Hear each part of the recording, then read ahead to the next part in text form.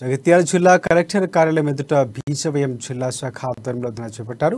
విద్యారంగ సమస్యలు పరిష్కరించాలని, ప్రైవేటు కార్పొరేట్ కళాశాలల ఆగడాలను అరికట్టాలని డిమాండ్ చేశారు.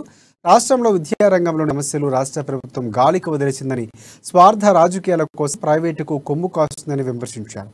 ప్రభుత్వం నిర్లక్ష్యం వల్ల రాష్ట్రంలో పేద మధ్యతరగతి కుటుంబాల పిల్లలు నాణ్యమైన విద్యకు దూరం అవుతున్నారు ఆవేదన వ్యక్తం చేశారు.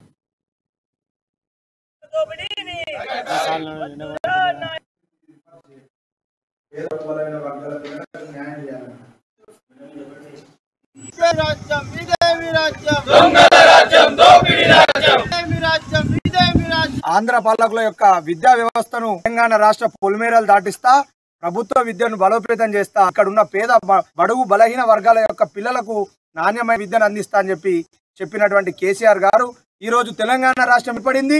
2 సార్ల ప్రభుత్వాన్ని ఏర్పాటు చేసిండు. ఇంకా 4 ఏళ్ళు అయితే మళ్ళీ ఎలక్షన్లు రానికి దగ్గరలో పడుతున్నాయి.